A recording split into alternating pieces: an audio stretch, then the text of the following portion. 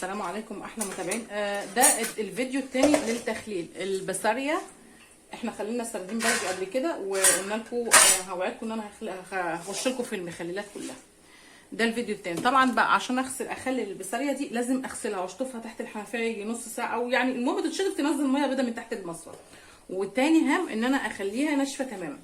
وحصل بقى وجبت شويه اللي لقيتهم بقى اخر الوقت عشان باجي بالليل من الشغل، لقيت سردين بلدي. طب هل انا ممكن اخلي البسارية مع السردين مع بعض؟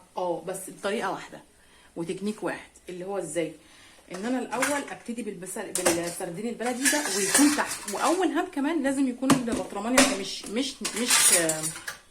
مش مليان ميه. تمام. وهبتدي كده معايا معلقه تكون ناشفه تماما، وانزل كده بشويه ملح في قعر البطرمان، شطه بسيطه عشان المره اللي فاتت كانت الشطه كانت حاميه قوي، بس كان فعلا كانت البسارية كانت تحفه. والسردين كانت ابدا كده بالسردين البلدي اهو ابتدي انزل بيه واحده واحده كده بعد ما غسلناه وشطفناه وصفيناه ونشفناه وخليناه جاف تماما اهو. ازاي بقى اخلي البسارية مع سردين؟ هنزل بالسردين ده تحت الاول، علشان انا لما اجي افتح على البسارية بعد ما تخلي السردين هيكون لسه تحت ويعتبر لسه بيتخلل وبياخد تخليل، هيكون اخر حاجه في البطرمان. خلاص كده نزلت كده زي ما انتم شايفين كده بالسردين كله اهو. تمام كله مع بعض. خلاص كده انا خلصت. ايه كمان؟ خلاص بقى نازله بشويه الملح دول، معلقه الملح زي ما انتم شايفين كده، يا رب تكونوا شايفين كويس. وارش كده. يبقى انا ابتديت بالسردين البلدي الاول. ليه؟ لان هو هياخد وقت شويه، او حتى لو مش هو ما يستوي في وقت واحد، بس عشان انا عاوزاه يتعتق اكتر من البسارية جسمها ضعيف عن السردين. هبتدي بقى بتخليل البسارية.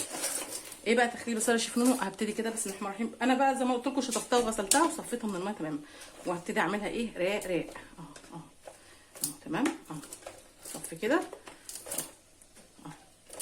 تكون البسارية اتغسلت كويس واتشطفت. محدش يقول لي يا جماعه انها ما بتتشطفش، لا الكلام ده كله مش صحيح. قلت لكم ده مش صحي وده حاجه كده غلط وحاجه غير صحيه اهو.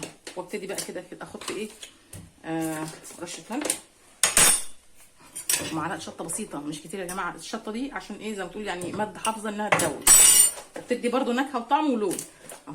اخش كده راق اهو معايا، انزل البسارية كده راق.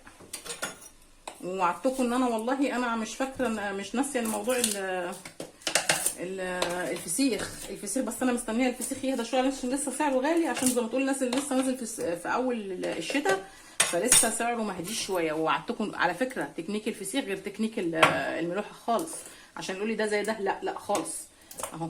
رق شطه بسيط تمام. وهنزل بقى اديها رقات كده اهو. بسم الله الرحمن الرحيم.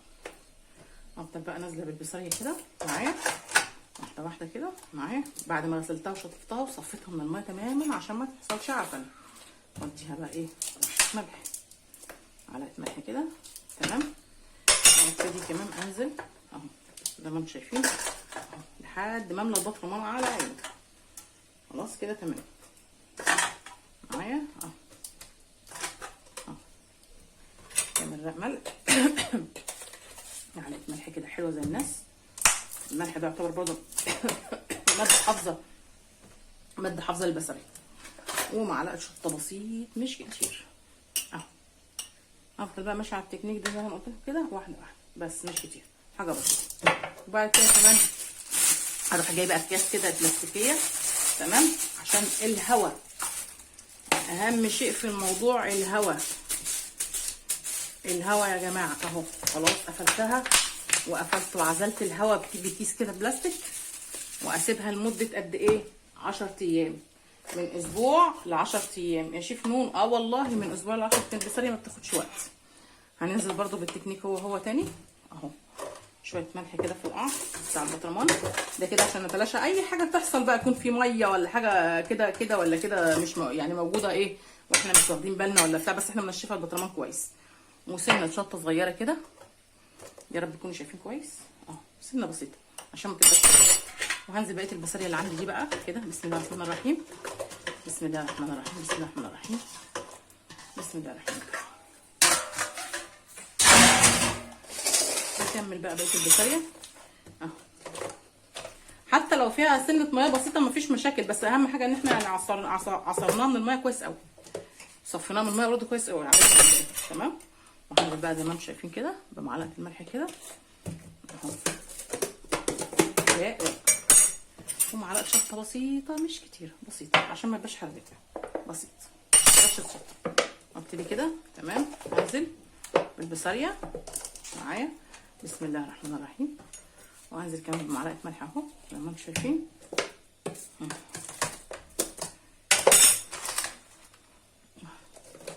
يا رب تكونوا شايفين كويس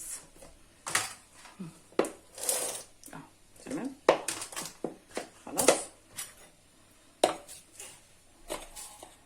معلقه ملح بقى، مش هحط شطه تاني لان هحط شطه على الوش. خلاص انا قربت اقفل اهو زي ما انتم شايفين كده اهو. خلاص كده خلصت البصاريه، ولا خدت مني وقت ولا مجهود ولا اي حاجه. كل وقع ده برده هنلم، اوعوا تشطفوه بقى، لا طالما شطفينها كويس خلاص مفيش مشاكل اهو. خلاص كده تمام التمام.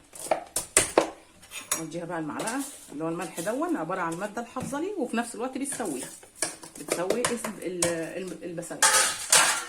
خلاص انا انتهيت كده من تخليلها زي ما انا فهمتكم كده. بقى الكيس بلاستيك ده زي ده كده وبرطمان مخلل اهو، واحكمه واقفله خالص وامنع عنه الهواء تماما لمده قد ايه؟ من اسبوع ل 10 ايام تمام. وكل ما الطاقه بتاعتها وتبقى جميله اهو. ده كان فيديو النهارده عن تخليل البصاريه، وازاي تقدري تخللي السردين مع البصاريه من غير ما تحطيه في حاجه لوحدي، لا تقدري تخللي ده مع ده، بس تمشي على التكنيك اللي انا قلت لك عليه. ولما افتحها ان شاء الله هوريكي توضيب البصاريه بيبقى ازاي. يعني برده البصاريه ليها توضيب زي غير السردين، يعني دي حاجه ودي حاجه، هو نفس هو قريب من نفس الطريقه، بس في حاجه كده احنا بنعمل لما اجي افتح الفيديو تستوي ان شاء الله هوريكم ازاي توضبي البصاريه وتاكليها بالف هنا والف شفا من اسبوع ل 10 ايام. يلا السلام عليكم. ده كان فيديو النهارده عن تخليل البصاريه وطريقه تخليل البصاريه. وعلى فكره يا جماعه والله انا بفضل يعني حته اسبوع دي ما بحبهاش للاسماك بالذات، بحبها تاخد وقتها في التخليل. ده كان فيديو النهارده عن تخليل البصاريه والسردين مع البصاريه اهو. لو فتحتيها بعد 10 ايام يبقى افضل وافضل. يلا سلام. ما تنسوش تدعمونا في لو عجبك الفيديو دوسي سبسكرايب وفعلي زر الجرس عشان يوصلك كل جديد على قناتنا الجديده، قناه منشف على اليوتيوب وعلى التيك توك. يلا سلام عليكم.